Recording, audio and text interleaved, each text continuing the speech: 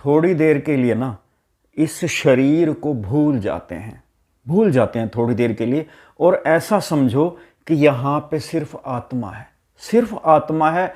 आसपास कहीं भी कुछ भी नहीं है, कुछ है ही नहीं, सिर्फ ये आत्मा है बस। यहाँ से ना जरा शुरुआत करते हैं। अब इस आत्मा से ही ये शरीर प्रकट हो रहा है, यानी आत्मा स्वयं शरीर का रूप धारण किए हुए है। यूं कह सकते हैं आत्मा का जो साकार रूप है, प्रकट रूप है, वो ये शरीर दिख रहा है। शरीर वास्तव में है नहीं। जैसे पानी होता है ना, पानी का फव्वारा होता है, फव्वारा दिख रहा है तो वो पानी, दिखने में फव्वारा है तो वो पानी। इसी तरह दिखने में ये शरीर है तो ये आत्मा ही। शरीर उसको कहते हैं जो मिथ्या है, जो मिथ्या है, जो नश्वर है, जो क्षणिक है, जो सिर्फ महसूस होता है नहीं, उसको शरीर कहते हैं। शरीर का अपना कोई अस्तित्व होता ही नहीं। शरीर मतलब जड़ चीज, यानी पदार्थ। सृष्टि में जो भी चीज दिखाई दे रही है, जो भौतिक वस्तु है, जो प्रकट है, वो शरीर है, यानी मिथ्या है। हर जगह कण कण में परमात्मा ही प्रकट रूप में, साकार रूप में प्रकट है। जो प्रकट है वो शरीर है, लेकिन है वास्तव में वो परमात्मा ही।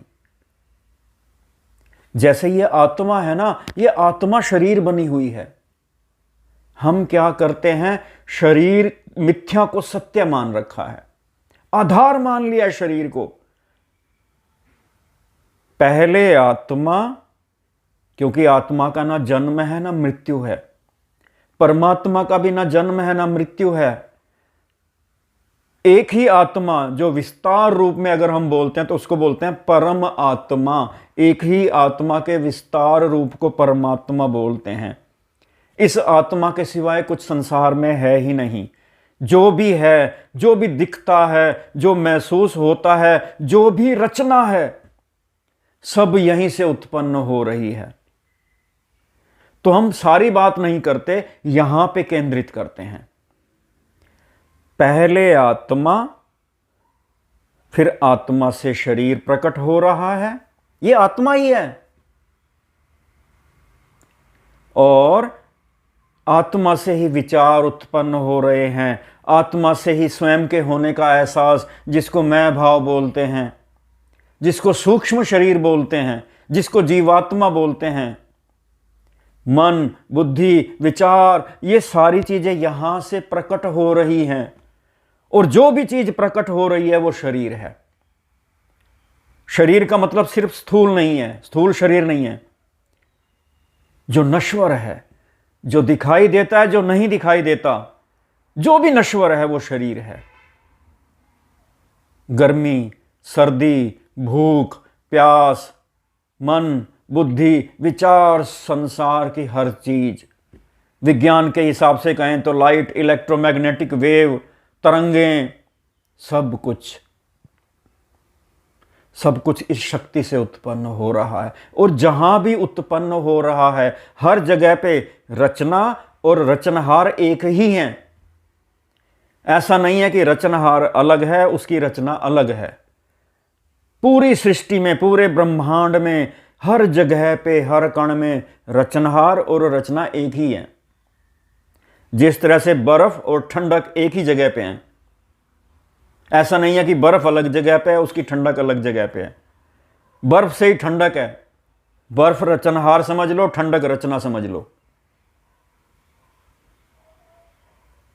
इसी तरह जिस तरह से पानी का फव्वारा और पानी एक ही जगह पे है, अग्नि और गर्मी एक ही जगह पे हैं, फूल और फूल की खुशबू एक ही जगह पे हैं। फूल रचनहार समझ लो, फूल की खुशबू रचना समझ लो। इसी तरह है यहां पे पहले आत्मा से ये सारी चीजें उत्पन्न हो रही हैं। और इन उत्पन्न होती हुई चीजों में से एक चीज मैं खुद हूं, जो उत्पन्न हो रहा हूं। मैं बाद में हूं, पहले आत्मा है। मैं इस आत्मा से उत्पन्न हो रहा हूं, मैं अपने आप नहीं हूं कुछ भी। जिस तरह से ठंडक अपने आप में कुछ नहीं होती, ठंडक ऐसी चीज नहीं है कि चल बर्फ तू अलग हो जा, मैं आज कहीं घूमने जा रही हूं। इसी तरह मैं इस आत्मा का ही कर्म हूं, यानी मैं सूक्ष्म शरीर हूं। फिर शरीर बात आ गई। शरीर का मतलब मिथ्या है, हम उल्टा चलते हैं। शरीर सत्य है। आप देख लेना, हम जो भी बात करते हैं ना, जो भी बात करेंगे, पहले हमारा शरीर आएगा। एक शरीर है, उसके अंदर आत्मा, उसके अंदर परमात्मा, उसके अंदर सूक्ष्म शरीर, उसके अंदर जीवात्मा, जो भी है शरीर के अंदर है। मतलब शरीर के अंदर आत्मा भी घूम रही है, परमात्मा भी घूम रही है, दोनों ने एक दूसरे को देखा ही नहीं है, कहीं मिलाप ही नहीं होता उनका। नहीं तो घूमते फिरते कह सकते हैं, परमात्मा कह सकते हैं अंदर है, अरे आत्मा तू यहां कैसे घूम रही है? आत्मा कहे मैं तुझे ढूंढ रही हूं परमात्मा। एक ही शरीर के अंदर डाल रखा सब कुछ। आधार क्या है? मिथ्या शरीर। फिर कह रहा हूं, शरीर महसूस हो रहा है नहीं। शरीर महसूस हो रहा है नहीं। ये इस चेतन, इस आत्मा की गर्मी से महसूस होता है। जैसे कि इंसान का टेम्परेचर है ना, बॉडी का जो टेम्परेचर है वो फिक्स रहता है 98.4 98.6 फ़ारेनहाइट। ये शक्ति इस तापमान को ये शक्ति की वजह से गर्मी महसूस होती है। इस शक्ति की वजह से महसूस होता है कि मैं हूं। इस शक्ति की वजह से महसूस होता है ये शरीर है। महसूस होता है नहीं। और हमने इस मिथ्या को आधार मान लिया। बातें करते हैं हम परमात्मा को पाने की, शक्ति को हम पा के राजी नहीं है, हम इस परमात्मा को दूर करके ही खुश हैं। हमें वो अच्छा लगता है जो दूर है, जो अभी है वो हम महसूस ही नहीं करना चाहते। पता नहीं कौन सी अकड़ हमारी बीच में आ जाती है जो हमें इस चेतन सत्ता को महसूस होने से रोकती है। पता नहीं, शायद मन का अहंकार है, क्या ऐसी चीज है जो इसको महसूस होने से रोकती है। हम क्या करते हैं, पहले शरीर सत्य है, उसके बाद उसके अंदर आत्मा, उसके बाद सिर्फ एक ही चीज है जो हमें परेशान करती है। जब किसी की मृत्यु हो जाती है तो शरीर ऐसे लगता है जैसे कुछ निकल गया, बस वहां पे जरूर ऐसा लगता है कि कुछ निकल गया जो इसके अंदर थी। इस विचार के पीछे भी हमारी भौतिकवादी सोच है। हम ये भूल जाते हैं कि स्थिर और गतिमान दोनों ही अवस्था में परमात्मा ही होता है। परमात्मा स्थिर भी हो सकता है, गतिमान भी हो सकता है। ये शक्ति जो चेतन है, ये शरीर को स्थिर भी कर सकती है, गतिमान भी कर सकती है, अकड़ा भी सकती है। सांस जो चल रही है ये महसूस करने की चीज है। आत्मा महसूस करने की चीज है, समझने की नहीं। सारा मामला दिल का है, प्रेम का है, एहसास का है। एक काम करता हूं, मैं एक प्लेट में ना थोड़े से चावल, थोड़ी सी रोटी, सब्जी, दाल वगैरह, मिर्च, ये ले आता हूं। मान लो ये प्लेट है, इसमें ये सब चीज़ें हैं। अब ज़रा मैं उसको ध्यान से देखूं, ये चावल हैं, ये रोटी है, यही मैं खाता हूं, ये मैंने खाया, यहाँ पे वही रोटी सब्जी यहाँ से यहाँ तक पहुँच गई, बस फिर यहाँ से यहाँ गई। थोड़ी देर बाद कहाँ गई वो रोटी? कहाँ गई वो रोटी? कहाँ गए वो चावल? कहाँ गई दाल? कहाँ गई मिर्च? गायब। यहां पे आपको कहीं भी दिखाई दे रही है रोटी सब्जी दाल चावल? कहीं भी? जरा सा भी ध्यान देंगे ना जीवन में, जरा सा भी ठहरेंगे, हमें ये चमत्कार दिखाई देगा। ये आंखें, ये काले बाल, ये नाक, अरे उसी दाल चावल से बने हुए हैं। दाल चावल को क्या पता यहाँ कितनी उंगलियां बनानी है, 4 उंगलियां 1 अंगूठा। दाल चावल से बन गए, नाखून बन गए। उसी दाल चावल से नाखून काटे तो दर्द नहीं होता, बाल काटे तो दर्द नहीं होता। उसी दाल चावल से दांत बने हुए हैं जो हमारे शरीर की सबसे मजबूत हड्डी है। दांत बन रहे हैं, आंखें बन रही हैं, होंठ बन रहे हैं, गाल बन रहे हैं, ये सारा कुछ है तो यही दाल रोटी ही, पर यहां कहां गई? खाई तो हमने वही, इकट्ठी हो जानी चाहिए ना बस। क्या कभी आपने ऐसा देखा है, एक मिस्त्री घर का जो मकान बनाते हैं, दीवार पे प्लस्तर करे, सीमेंट हो, रेत हो, दीवार पे लगाए और वहां पे लगाते ही मक्खन बन जाए वो, यानी उसका रूप ही चेंज हो जाए, बिल्कुल वो सीमेंट रेत दिखाई भी ना दे। रोटी सब्जी खाई है तो यहां इकट्ठी हो जानी चाहिए, बस सीधी सी बात है, बहुत मामूली बेसिक सी बात है। रोटी सब्जी मिर्च खाई है तो यहां पे इकट्ठी हो जानी चाहिए, बस कहां गई?